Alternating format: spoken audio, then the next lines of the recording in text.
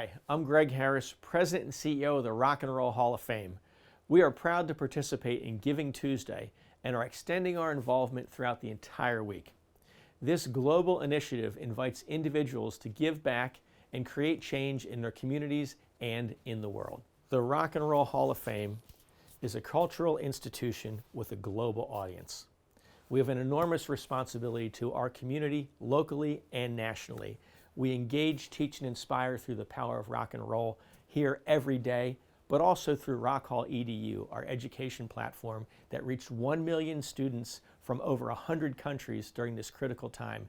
We need your support to continue this great work. In addition to our massive digital outreach, it was outstanding to see so many fans returning to the museum in Cleveland this year. Together, we celebrated the legends every day at the Rock and Roll Hall of Fame. For those that were lucky enough to be in attendance at the 2021 induction ceremony, you saw just how powerful live music can be. The Rock and Roll Hall of Fame works very hard to keep you close to the music and the legacy of the artists that you love. This week, we're going to open up our vaults and share with you never-before-seen performances and stories from the artists themselves. Please enjoy these exclusive programs and make a gift to our 2021 annual fund. Your support this week and every day allows us to continue our mission. Thank you, and long live rock. Listen, we're around great big stadiums, the old municipal stadium, and the dog pound or whatever, but listen, I don't go to World Series, I don't go to the NBA Finals, I don't do the Super Bowl. This is what I fucking do. And sports world got itself together where you go to every high school and they talking about the fucking sports team. But the arts are very important in this country, and in 1986, Ahmet Ertegun and crew said, you know what? I've been involved in the record-making industry. I've dealt with these people. I've seen places, many places and things and all that. I've also gotten this and that because of the music.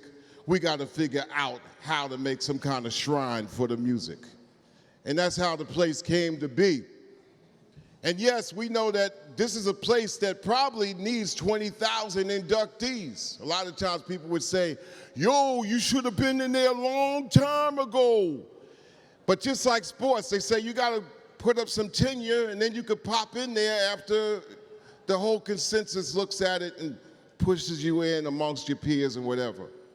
And so here we are. Yes, it takes 25 years after your first recording, and that might be the rules and all that, which means that ain't no overnight thing. You can't stumble into this place. It's 351 inductees. Yes, it needs to be thousands more, but we got some place to start from. If you look at the world of sports, you don't see a guy with a Rookie of the Year all of a sudden get into the Hall of Fame. It does not happen, people. And so this year's 13, the magic number. I am glad to be able to be here and also look at people who were the alpha before we became part of the omega, right? Scorpio from Grandmaster Flash and the Furious Five. And I'm asked to represent John Sykes and said, come on up, and Chuck, can you speak for the inductees and where we are in the Rock and Roll Hall of Fame? I said, well, being in rap music and hip hop, and I'm a part of something that started before me that allowed me to be even down into the house that my man LL Cool J built at Def Jam Records. I said built because I was fortunate to put some electricity to it before Jay-Z put in the solar panels. But people sometimes they get a little onto themselves. They say, okay, rap is not rock, rap is not rock. But this is the Rock and Roll Hall of Fame. We the roll, baby.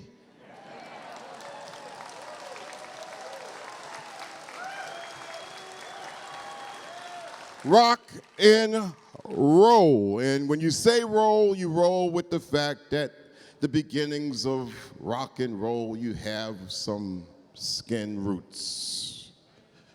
So we are all here today as people at the tail end of a pandemic or whatever to try to come together, and nothing ties us better together than the gift of culture and music. All the rules, regulations, all this stuff going on in the world, you know, culture, give me culture even more than religion because it brings us together for our similarities and knocks aside the differences.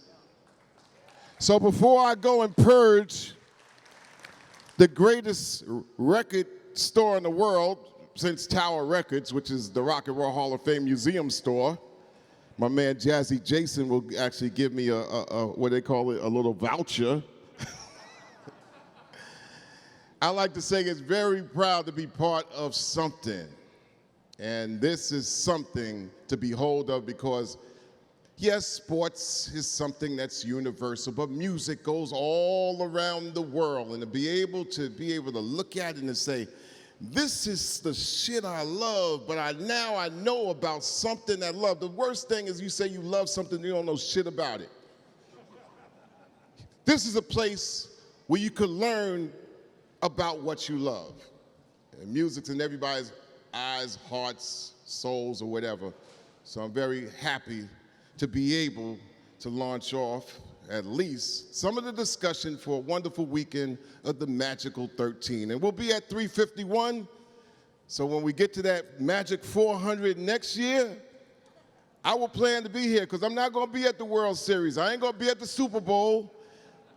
And I ain't going to be at the NBA Finals. And even those artists that are invited to play music, and the reason that a lot of people check it out, they got to know that this is the place to be, and we'll be looking forward to Rocket Arena tomorrow night. All right, y'all.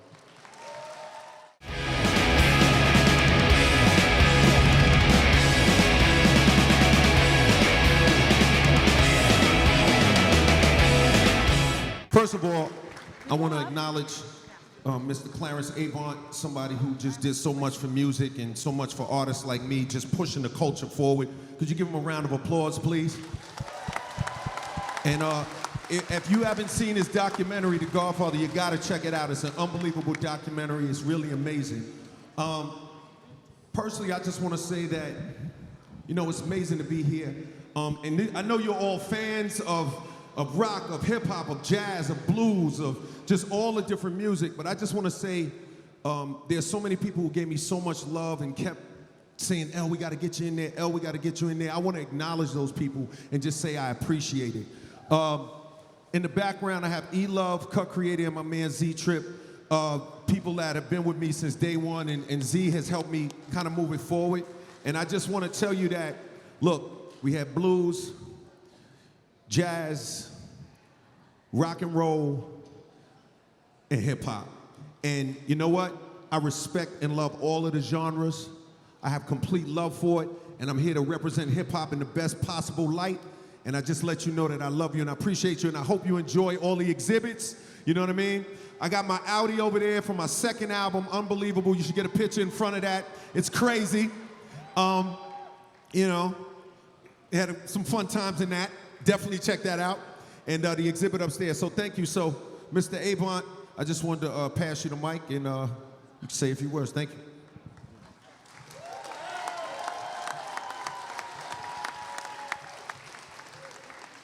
Well, good evening, everybody. My speech will be very long, so just relax and take it easy. I wish you all well. Thank you for coming. Good evening. Hi, everyone. Well, yesterday when we were rehearsing our set in the arena, we all looked up at our faces on the screen and thought, this is so fucking weird. I mean, it's totally surreal. We started in 1978 and had no idea what we were doing. We really didn't. So I guess we're the embodiment that anything is possible. And it was a dream of all of ours to be here. So we thank you. We thank our fans that are here. And thank you to the Rock Hall. We're really, really excited to be part of your family. Thank you very much.